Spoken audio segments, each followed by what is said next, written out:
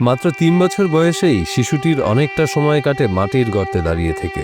অর্থের অভাবে চিকিৎসা করাতে অক্ষম বাবা মা সন্তানের সুস্থতার জন্য চিকিৎসার বিকল্প হিসেবে এমন পন্থা বেছে নিতে বাধ্য হয়েছেন। মৌলভীবাজারের কুলাউড়া উপজেলার কর্মধা ইউনিয়নের সীমান্তবর্তী মুরইছড়া চা বাগানের শ্রমিক অনিল সাঁওতাল ও গৃহিণী সঞ্চরী সাঁওতালের একমাত্র সন্তান গোপাল সাঁওতাল। সম্প্রতি সামাজিক যোগাযোগ মাধ্যমে গোপালের মাটির গর্তে দাঁড়িয়ে থাকা একটি ছবি ছড়িয়ে পড়ার পর নেটিজেনদের মধ্যে তোলপাড় শুরু হয়ে যায়। এই যে গর্তটা আমি কুড়িয়েছিলাম, মানে আমার বাচ্চা সারা দিন সারা রাত বিছনায় ঘুমিয়ে থাকে, বসতেও পারে না। এই গর্তটা আমার ফ্যামিলি আর আমার কিছু মাথায় ঢোকার কারণে আমি বললাম যে এক ছোটো মুঠো একটা গর্ত করে বাচ্চাটাকে এখানে যদি 5টা মিনিট রাখি, 5 থেকে 10 মিনিট যদি রাখি, আমার বাচ্চার ওই যে চলাফেরার লাড়াচাড়া করার একটা রক্ত চলাচল কিছু স্বাভাবিকও হবে, আর বাচ্চাটার কিছু উন্নত যেমন হতে পারে। জন্ম থেকে প্রতিবন্ধী শিশু গোপাল সাঁওতালের মাটির গর্তে বন্দি জীবন।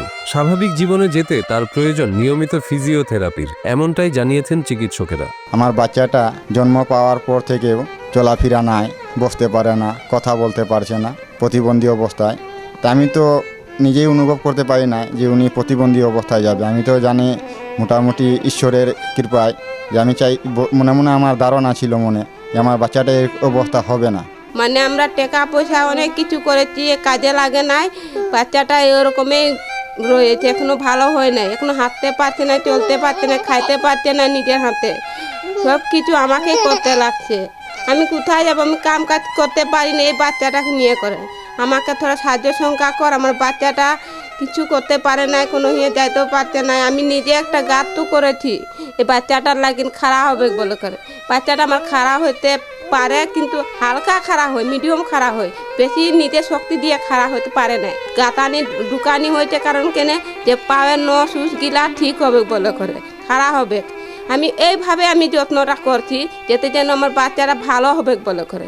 শিশু গোপাল স্বাভাবিকভাবে দাঁড়াতে বা বসতে পারে না। বসিয়ে রাখলে সে ভাঁজ হয়ে শুয়ে থাকে।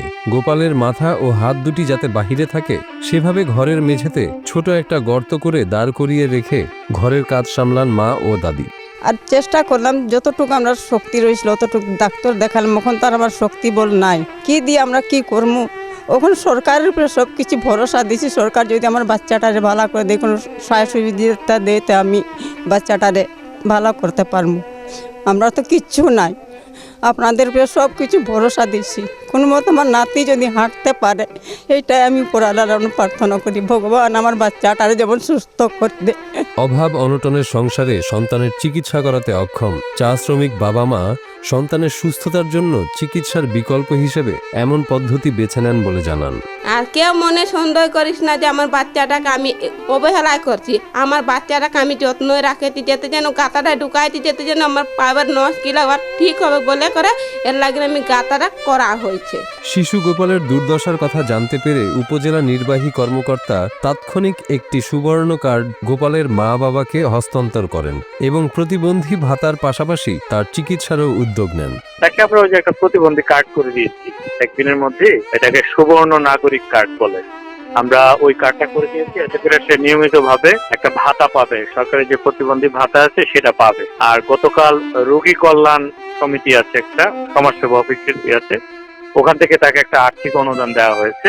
আগামী বুধবারে সে জেলায় ইয়াতে যাবে, ওই যে প্রতিবন্ধী সেবা ও সাহায্য কেন্দ্র আছে, সেখানে আমরা কথা বলেছি, গিয়ে ছেলেটাকে প্রাথমিকভাবে দেখাবে এবং ওখানে সম্পূর্ণ বিনামূল্যে তার থেরাপির ব্যবস্থা এবং তার যদি ইনস্ট্রুমেন্ট লাগে, চিকিৎসা সরঞ্জাম লাগে, এটাও তারা প্রোভাইড করবে। আমরা এটা কথা বলে রেখেছি তাদের সাথে।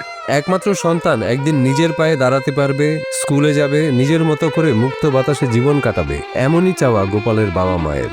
আজ আমার বাচ্চাটাকে স্কুলে দেওয়া হচ্ছে না, আর 3.5 বছর হয়ে যাচ্ছে। আজ আমার বাচ্চাটা যদি ভালো থাকতো, আজ আমার বাচ্চাটা স্কুলে যেত।